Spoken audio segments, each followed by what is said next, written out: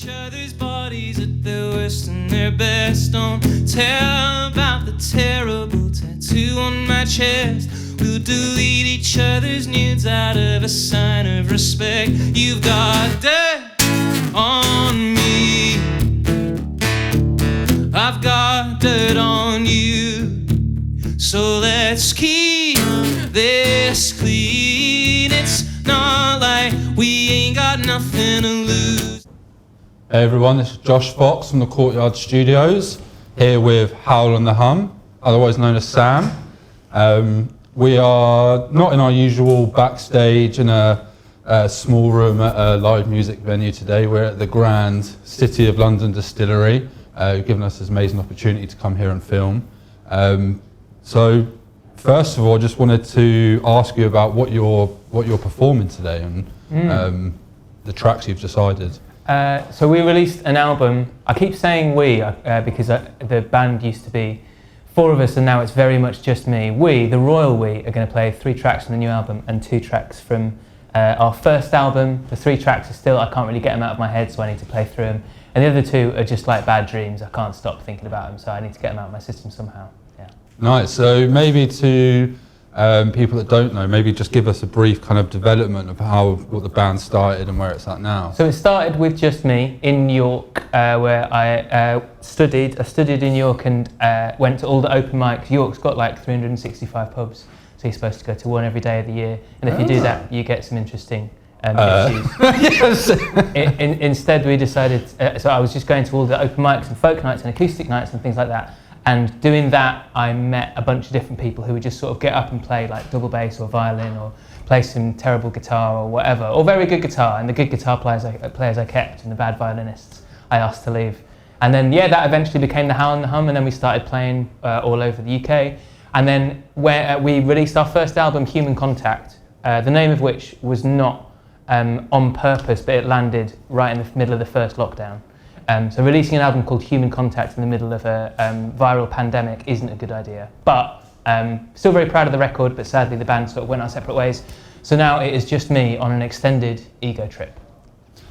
I mean, you wouldn't be any different than a lot of the musicians. Yeah, I agree. But so you, obviously being in a full band and then going into doing your own thing, does that change how you write music and how you produce?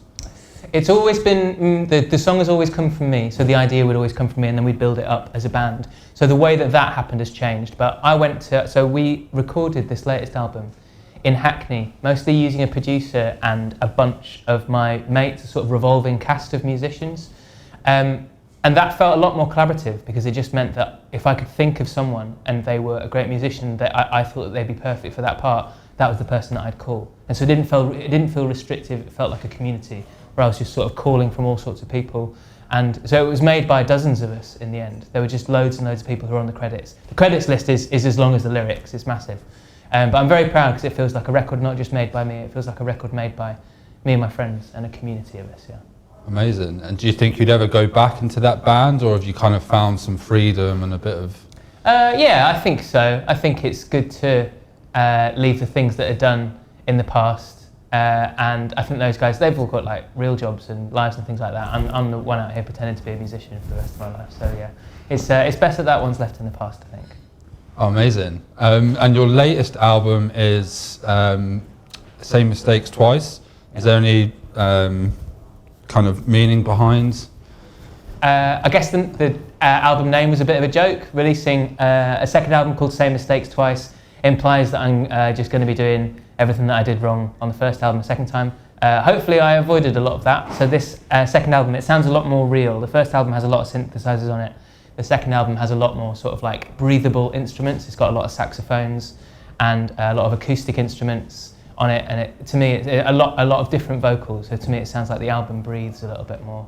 And yeah, I'm ridiculously proud of it. But it's all about all of the mistakes that we make as humans and what we carry with us and the anxieties that surround us when we try to present ourselves in everyday life on the internet to strangers. Yeah.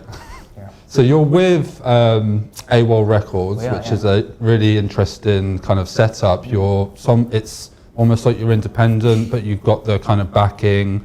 How have you found that as a kind of a different way of going about it? AWOL have always been very generous. We did our first album with AWOL which was a much bigger deal than the second album. The first album, like I said, we sort of like disappeared into COVID times. So the fact that AWOL even let us do a second album with them is pretty generous of them. They've been great because they give you an opportunity to get feedback on stuff and help you navigate the sort of ridiculous forest of social media. But at the same time, they give you enough space to create exactly what you want. Although this sounds just like an advert for AWOL, you know, other record labels are available. But yeah, I found them great. I found everyone there really amicable and really friendly, and they've got big fancy offices with air conditioning, which is always really good. And I've stolen loads of their pens, so. Great! Now they're gonna invoice you off the next. They can try. Just add it to the recoupment. Don't worry, it's fine. As what would you say has been like the biggest? I mean, you've just released an album. You know, working with the people. What's been the hardest thing that really you've noticed going out on your own now? The cost of touring is ridiculous, and it's something that hopefully will one day be fixed. Obviously, there's the issues with stuff like Spotify not paying their artists properly, but I find trying to navigate touring, like trying to do it as a full band, is always going to be difficult, but the cost of getting over to Europe and playing full shows is so expensive these days. That's the trickiest thing. But it's so weird when you're on tour, 23 hours of your day is spent getting to and from a venue, and then there's that 1 hour little sliver where everything matters. So at the end of the day, I forget all the carnets and all the going through customs and stuff for that 1 hour a day where you get to perform. So it's all worth it in the end. Yeah, you got to look at it that way. Yeah. Well, you said before when you're describing your latest album that there's songs for your deathbed. What do you hope that your famous last words are? Oh, that's a really good question. I've been trying to write a song recently about the coolest death, but the lines I keep coming back to are like dying in an orgy in Berlin or something like that, so I can't say anything like that. Famous. Luckily, you can't say it. Yeah, luckily I'm not allowed to say that. Famous last words would be, please donate my billions to charitable causes. We got it on tape, so that'll be fine.